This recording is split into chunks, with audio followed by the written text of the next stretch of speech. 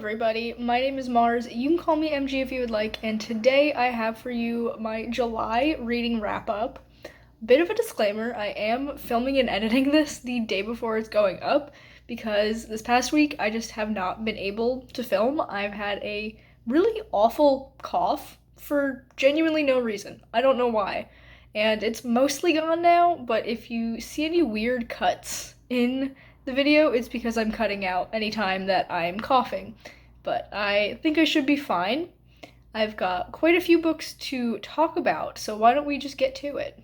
So the first book that I picked up in July was The Order of the Pure Moon Reflected in Water by Zen Cho, and I picked this up kind of on a whim. I wanted something short, and I also wanted a physical read, and this is a book that my boyfriend has actually owned for quite a while, maybe a few years, and I don't know if he's actually read it, but it's been on my radar for a little while because it's been in my house, and I feel like this had so much potential that it didn't really live up to because it was so short. Like, it's tiny. Let's see how many pages it is, because I don't remember.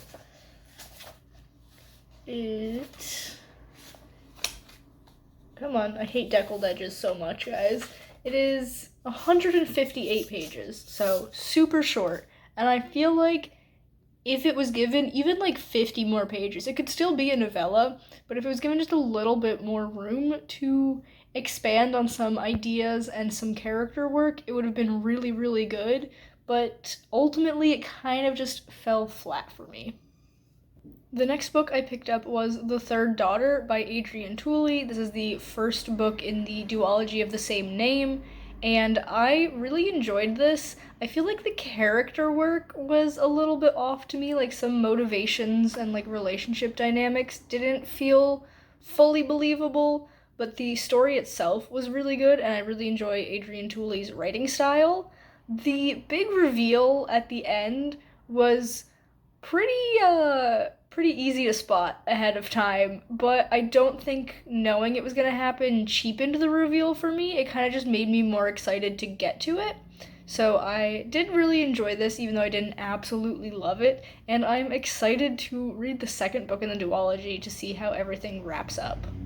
After that, I picked up We Used to Live Here by Marcus Kluwer, and I'm kind of conflicted on this because I didn't really hate it, but I also didn't really enjoy it. I didn't know this going into it, but afterwards, or actually I think like partway through reading this and like forming ideas of my own, I realized that this is very similar to House of Leaves, and I've seen a lot of people talk about that, and there's even like a reference to House of Leaves at one point, but it just didn't do the things that House of Leaves does nearly as well. So I'm like, it wasn't bad, but it wasn't really that good. And this was a debut novel, so if this author puts out anything else, I would be interested in checking it out, but this one just wasn't really it for me. Then I picked up The Historian by Elizabeth Kostova, and I was reading physically at the same time as I was listening to the audiobook that I got from Libby, and I ended up DNFing this at 182 pages, which is just past the 25% mark. So I gave it a fair shot. Like, this thing is huge. I read so much of it, but like, nothing was happening. Truly insane how little happened in almost 200 pages. I did feel a little bit of intrigue in the slowness of it, but like, I still wanted more from it. I wish oh, excuse me. That's what I'm trying to cut out of these clips, but if it happens in the middle of a sentence, I kind of can't. I wish that it had been kind of streamlined and trimmed down a little bit to get to action sooner, because I was just so bored, and I was like not gonna put myself through almost 700 pages of nothing happening. So unfortunately, this was a miss for me. Then, though, we had a major hit, and that was Two Twisted Crowns by Rachel Gillig, the second book in the Shepherd King duology, and I actually started off reading this digitally, but then when I was halfway through, I ended up going to a bookstore with a friend, and I'm like, you can't go to a bookstore and not buy books, so I bought both One Dark Window and Two Twisted Crowns, so I read the second half physically, and wow, this was so good. I will admit, there was a bit of a rough start because of how book one ended. There had to be like a major shift in how the story was being told, so I expected it, but it did take me a little bit of time to really get into the story. But once I did, I loved this just as much as the first book. Absolutely fabulous duology. I will be reading The Night and the Moth at some point. I don't know when, but I'm so excited for it because Rachel Gillig definitely has the potential to be a favorite author for me just based off of this first duology.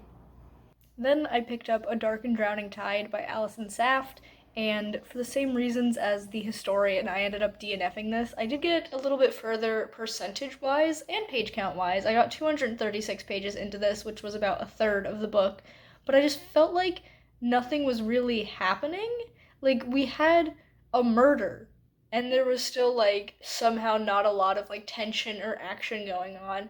I also wasn't a huge fan of the characters. I feel like none of them really stood out to me as unique or anything. Like, they're all supposed to have their own area of expertise on this expedition that they're going on. But even that, like, I couldn't remember who was who because they were all just so bland. Even the main character didn't really stand out to me. And I am a character driven reader. We're gonna let this loud car go by. I am a character driven reader, and the characters just were not it. And there's another car going by. Very rude of them. But yeah, I just was not having a great time. And apparently no one else likes this book either because they're all going to drive by and prevent me from talking about it. But yeah, I don't think there's much else for me to say about it anyway, so we're just going to move on. For a little bit of a switch up, I went for nonfiction next, and I read The Devil in the White City by Eric Larson, Murder, Magic, and Madness at the Fair That Changed America. And so this is in fact about the Chicago World's Fair. I thought it was specifically about H.H. Holmes. It's not. It's mostly about him, but also a lot about the main architect guy whose name I don't even remember because I did not care anything about his side of the story. The stuff about H.H. Holmes was really, really good. I did enjoy that a lot. I did not care about anything else that was happening, so ultimately this book was very middling for me, and I am going to get rid of it. I don't usually keep nonfiction anyways, unless I have like a sentimental connection to it, but I definitely don't think I'll be returning to this anytime soon. I am tentatively interested in checking out Eric Larson's other books because I know he's got several about many different topics, and he's a very popular nonfiction author, and I do want to read more nonfiction, so we'll see. Then I decided to continue a series, which is something that I am notoriously terrible at doing, and so I picked up The Gifts That Bind Us by Caroline O'Donoghue. This is the sequel to... what is the name of that book? All Our Hidden Gifts. It's literally on the shelf right behind me, but I read the second book as an ebook, and this was good for the same reasons as Two Twisted Crowns. I felt like I didn't love this one as much as I love the first one. It was just hard to get into at first, but I don't think it's the story's fault. I think it's because it's been probably about 2 years since I've read the first one, and I decided not to reread the first one.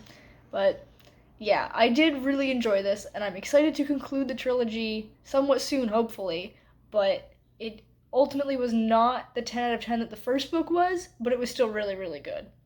Then I had my third and thankfully final DNF of the month, and that was Deep Roots by Vanessa Rhodes. I got about a quarter of the way into this, and this is not a hard DNF, it is a soft DNF. I was just feeling kind of slumpy when it came to high fantasy, which is a little bit silly to say now, knowing what I ended up reading later on in the month, but it just was not the right time for me to read this book, so I will be picking it up again at some point in the future. Just did not work out for me in July. Then, as a little bit of a palate cleanser, I picked up Strength Check by Catherine McIntyre. This is an adult sapphic romance book. It is contemporary, it is nerdy. One of our main characters runs a board game cafe, and our other main character is into roller derby, which it did not feature as heavily in the book as I thought it would when I read the back, but I thought this was super silly and fun, and it wasn't anything spectacular. Like, it wasn't a literary masterpiece or anything, but it was exactly the palate cleanser that I needed to get me back into reading, so I'm very grateful for it for that reason. It is formatted quite strangely, so if you can see, there's like a space between every paragraph, and it's also not justified along the side, which is interesting, but I guess as a self-published novel, you can do whatever you want. And honestly, I kind of found it easier to read. That might not be the correct phrase, but like, I don't know, it feels like there's less words on the page this way, and so I felt like I was flying through it. But I am excited to continue on with this series, which I kind of didn't expect going into this. There are 5 other books, and they are all adult, queer, nerdy romances, which really up my alley. But the second book is male romance, a boss employee romance, and one of them is a single dad. That sounds like a really fun time, so very excited to continue on. Then, if you remember my earlier comment about not really being in the mood for high fantasy, we're completely ignoring that now because the next book I read was The Battle Mage by Taryn Matheru. This is the third and final book in the Summoner series. It was so good, you guys. I cried. I got so emotional. I just really love this series so much, and I am not super excited to read the prequel because prequels aren't super my thing, but I am excited for the reasons of being still in this world, which I wish we had a million more books following Fletcher, the main character of the Summoner series, and like all of his friends because I just love them so much. The prequel is about like a mentor character and his origin story, so like it's fun. I do want to read it, but it's not the highest priority for me. I am excited to read more from Taryn Matheru in general, though. He does have a few other series out, and they also sound interesting, and he definitely could be a favorite author for me. After that, I picked up what was probably my most anticipated release of the year, and it did not disappoint. But that book is Tusk Love by Thea Guanzon. I will show you the actual cover. This is what it normally looks like. Ooh, I'm gonna drop it. But I did flip it over to have the reverse dust jacket. This is from the world of Critical Role. It is a silly little, oh my god, a silly little adult romance. It's smutty, and the smut, honestly, did not play as big a part in the book as I thought it would. I thought there would be a lot more swat? A lot more smut, and that it would be more graphically described, but I thought it was quite well handled in this. So it was a really fun time. I adored this, and it has a very special place in my heart. So I'm very glad that I got to read this. It was definitely my favorite book of the entire month. The next book I picked up was Whispers of Dead Girls by Marley Bush. I kind of just wanted a little bit more of a change up, another palate cleanser, if you will, and this is a thriller, but I'm starting to think that thrillers just aren't for me because I don't find them to be very thrilling or scary or tense or anything. I kind of just am along for the ride and don't feel any strong emotions when reading them. Maybe I'm just not reading the right thrillers. I'm not discounting the genre as a whole just yet. I will be reading more thrillers in the future to try and find ones that like speak to me more than the ones that I've read. But this one, it was fine. There was nothing really wrong with it. It just wasn't for me. And then the last book that I read, we are ending the month off on a high note. Simon versus the Homo Sapiens Agenda by Becky Albertalli. This was the Nostalgia Train book club pick for the month. Unfortunately, I did not get to attend the live show either on screen or in the chat because I had work.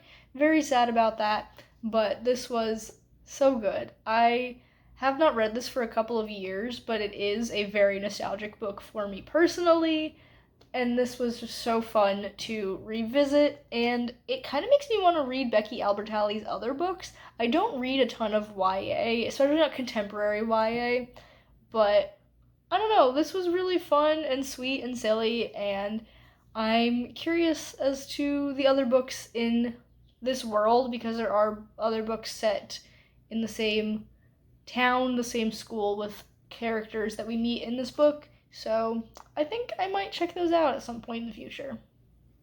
But those were all of the books that I read in July. A very up and down month. Lots of DNFs, but also quite a few really great books and quite a few surprising books. So I'm satisfied with how my reading month went. I cannot talk today. How my reading month went. I'm glad we're at the end of the video because clearly I'm having trouble with my words. let me know down in the comments the books that you read in July, which ones were your favorites, any that you think I should check out. But we have now come to the end of the video, so if you've enjoyed it, be sure to give it a big thumbs up. You can subscribe to my channel for more content, and that way I'll see you in the next one. Bye everyone!